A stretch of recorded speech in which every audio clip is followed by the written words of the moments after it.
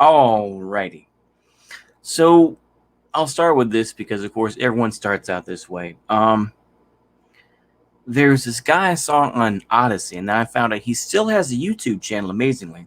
This guy, Southern Nordic, guy from Tennessee, talking about individualism versus collectivism. Basically, I went down a rabbit hole of different creators that I was surprised that they still existed. I'm like, holy moly, these folks still exist. People like Didymus, Summadid, and, people, like I said, folks like that. I'm like, dang, I didn't think. But like I said, I think with YouTube, I think it's interesting. People are so concerned about the far right.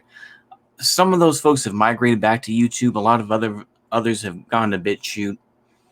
BitChute is kind of falling apart, of course, and now people have moved over to Odysee, right, to do a lot of the pre-made stuff because it's easier, pre-made stuff and edited videos are much easier than live streaming. Although Odysee, for like the bigger name guys, they are doing live streams. Like I say, you can find the Ralph Retort or Killstream, whatever it's, yeah. Anywho, but I saw these guys like Southern Nordic. You can find them. I don't feel like putting the links. I'm just being lazy. But talking about collectivism versus individualism.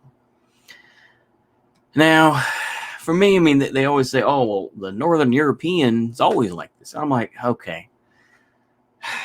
I'm like I say, I've said this before and I'll say it again, is that Europeans do not see Americans, white Americans, if we want to put it that way, as European. They don't see us that way. They just don't. Like I say, I mean, the French, Germans, they've all been fighting each other for centuries, So I think we need to get over this European crap. It's like, even still, is that we need to earn. I'm going to sound very, and when I say earn, I mean actually build a society or build important aspects again to get respect in this world. Hold on. My cats keep on scratching. They just want this door open all the time. Hold on. All right. Get your booty in. Come on. Let's go. Come on. Hurry up. All right. I'm coming back. Okay. As I was saying, so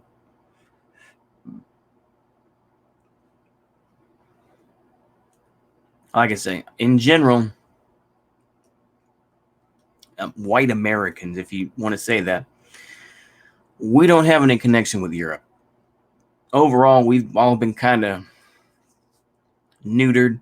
Yeah, we have different accents, and you could, if you really dug into them, oh, okay, he's from Tennessee. Oh, he's from Georgia. Oh, he's from Minnesota, or whatever the case may be. All right. But, the thing is that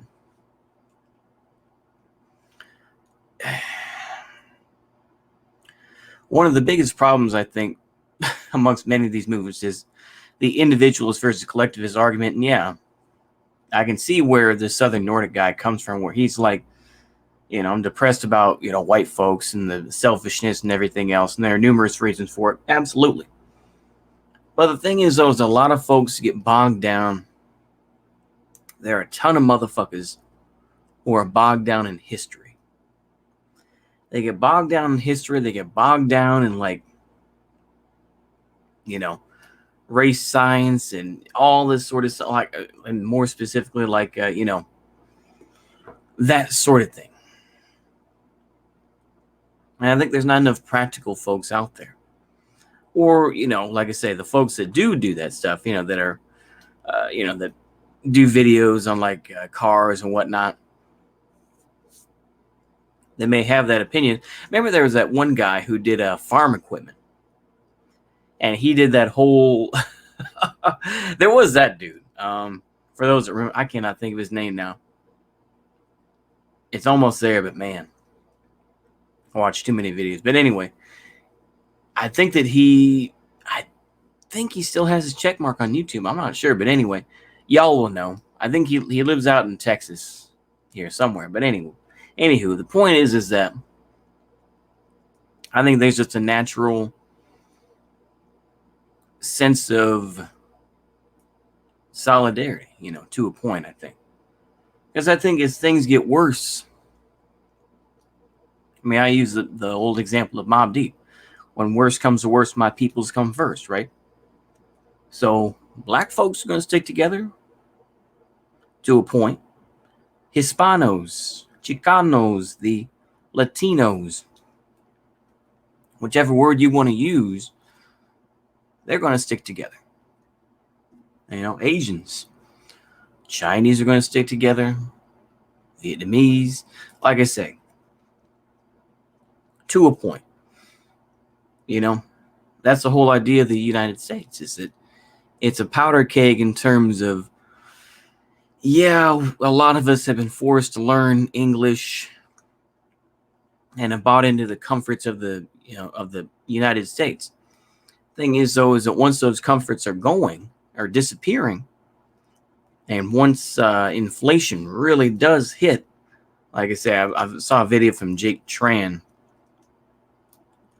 and this is going to get bad. The inflation is going to get bad. So nationwide, folks may get $15 an hour, but the thing is, though, you're still going to be living hand to mouth. But anyway, past that, though, I think that collectivism will naturally come about in some cases.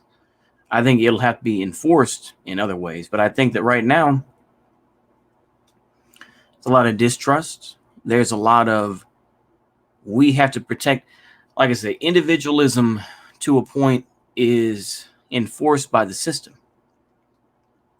When you're at a job, for example, if you go to bat for a guy, let's say he says the N-word or something like that, or somebody, someone said that he said the N-word, you're not going to come out and defend him because you don't want to lose your job, right?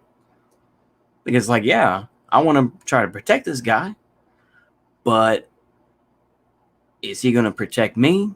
Number one. Number two, you may not be able to find a job right away. So you keep your mouth shut, right? So individualism to me is forced. Now, like I say, people are going to say that's cope. Yeah, it is to a point. But look, I'm trying to give a realistic answer. So I feel like collectivism, I think as things get worse, will occur. This is an anecdote. I'm going to tell you an anecdotal story. So I went out to this interview that I had. I'm going to leave some details out just in case people try to dox me. But just to be safe. So I went to this abandoned restaurant. It's not too far away from the place, because it's one of those places where it's like, it's on that strip. And the parking lots are only so big. I also like to, me being the older guy that I am, I prefer to go onto streets that have a stoplight. That way I'm not hauling ass into traffic, especially on busier streets. And so that's where it was. I parked, this abandoned restaurant was right there. And so I had the interview, went fairly well. So we'll see what happens next couple of weeks. But let's continue forward. And I get there. I've been having some trouble with my truck because I cleaned the battery leads. And it's all corroding and whatnot. And that's probably not the best idea. I should really learn from my mistakes. That corrosion was keeping the batteries somewhat intact, and that there was a good connection. Now that I've cleaned the leads and there's not as much corrosion on it, now it's not wanting to start up. Batteries from 2016, but that's a whole other thing. So I come up, I see these two kids. I'm like, what the hell are they doing? About 10 years old, something like that. Couldn't be older than teenage. But, I come up there and they're like, yeah, our pit bull got loose. It's just a short little pit bull. They spent like $15,000 on it. I'm like, oh, Lord have mercy. Two white kids. I'm like, oh, daggum. and they were helping me clean the battery leads and everything else like that. I remember, gave the fist bump and everything. It was a very weird situation, but it was one of those things like, yeah, if need be, I can call up my, stepdad or something like that, and he could help you out. Luckily, we were able to, I say we because yeah, the kids did help, cleaned off the leads, and everything else like that.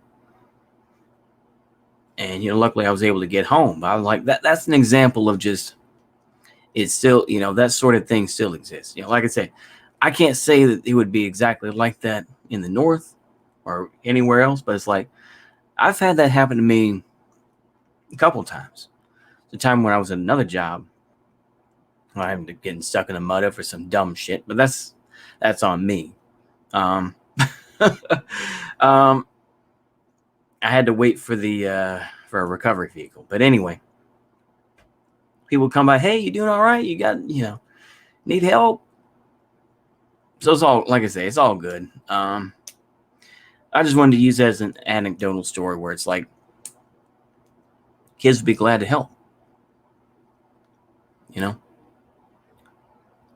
So I think individualism is pushed because you get that mindset, especially when you get into jobs and you learn, that people are just, fighting for different positions, they're fighting to keep their job and everything. You have that sort of individualist mindset where it's just like, I'm going to step on everybody so I can get above everybody else. And to me, in my opinion, this exists in all cultures. Yeah, there's a general idea of collectivism where it's like, yeah, we all have a general idea about how things are done, but there's also an individualism that exists. That's just my opinion. I know people are going to be like, no, that's bullshit. That's fine. But I think that to a point, it is forced. And there's also just the idea of, even if you, I'll be very careful about how I say this, but basically, if you're a honky and you want to collectivize and be with other honkies, people smell that as white nationalism. Next thing you know, your supposed friend ends up telling the feds, and he becomes an informant. Like I say, we've seen this happen. We've seen this happen, particularly in Wisconsin. You know what? Mask off for a moment. I'm going to go ahead and say this, but let's just keep it on the low here. National justice, I know. Eric Stryker, I know, was saying that the snitch from the Michigan group that was going to kidnap Gretchen Whitmer was recently locked up. Is on charges. They did all this other shit, of course. Now they're not useful to the feds, so they're tossing them. Just be aware, like I say, in the state of things as they are, you got to be careful. Yeah, prepare and try to collectivize and create groups. But be careful. A lot of LARPers are out there right now. A lot of folks who run their mouths and not much is being done. There's no national movement. Hell, there aren't even that many local movements, both left-wing or right-wing. I mean, Antifa, yeah, to a point, or Socialist Rifle Association, but there's so much negativity and there's so much toxicity in those groups, And in terms of TPUSA, that's artificial. That's based on money. These folks get paid to do that, You don't think Charlie Kirk is up there saying all that for his health. No, he's doing that for the money. So I think that a lot of that feeling is out there. But especially amongst the gringos and the crackers, honkies, whatever you want to say, there's a lot of fear in wanting to collectivize. And so I feel like while it's there, there's also that feeling of people do what they have to do for themselves. That's my take on it. And like I say, I don't disagree with what these other folks say, but that's my perspective. I try to see things on the ground and just kind of observe what I've seen online and, what's happened in these movements. A lot of them have fallen apart. A lot more have fallen apart than have, stayed together. We've seen, the Proud Boys, they're on the ropes. They're on the ropes right now. That group isn't going to survive. I don't know about Patriot Prayer. Not enough people talk about that. But so far, that stuff has disappeared since Biden, These Antifa groups, yeah, they're still out there. But there's a lot of disunity between BLM and Antifa, particularly in Portland. So there's a lot of scrambling. I've said this before, but I'll say it here as well. There's a lot of scrambling around. There's a lot of deciding where things are going to go, right? And where the party line is going, A lot of folks are talking about, I'm sure they're talking about anti-Semitism being bad. And all this, Ironically, though, now that you've had a lot of these white nationalist groups, a lot of these white nationalist groups aren't that stupid. They're not going to sit there and attack a synagogue. No. They'll do a fair amount of LARPing and put, SS Thunderbolts in their vehicle or whatever and have the Palestinian flag. Okay. But the thing is, though, that's LARP. That's just them. Let's be funny. That's all they can do is be funny. They're not going to do anything, But yeah, that's kind of where it sits to me. I feel that collectivism will occur. I'm going to say this, I'll probably be wrong, but more like osmosis in some areas where it's like, yeah, to me, people just naturally come together in various groups. Like, yeah, they'll work with others, absolutely, but there's this loyalty deep down where it's like, no matter how redneck somebody is, be like, if he's a white dude, be like, oh, what's going on, man? Let's go ahead and get into it, begging. Versus a brother that's going to be like, yo, man, what's good? Right? That's not to say, oh, you can't be friends or something like that, but it has to do with,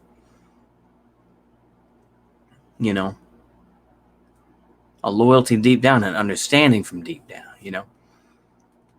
People want to demonize whiteness, that's fine. But the thing is, there's also blackness. There's also, Puerto Ricanness, Mexicanness, or, whatever you want to say. Maybe an Incaness or something like that. I don't know. But there's a sort of thing where it's just like only they can understand. Where it's like, white folk can, make fun of it or, joke about it to a point. But it's like only they can understand. It's like, being Puerto Rican or something like that, right? So, yeah, that was kind of a long video. But, yeah, that's how I feel about those issues. A lot of folks did recent videos about this in the past 2 or 3 weeks. So I figured I want to put my 2 cents out there. Hopefully I'll enjoy that long rant. Maybe it's something to listen to while you're washing the dishes or you're going to sleep. Like, I'm going to listen to Uncle Thomas. Anyway, hopefully I'll enjoy that. See you later and a goodbye.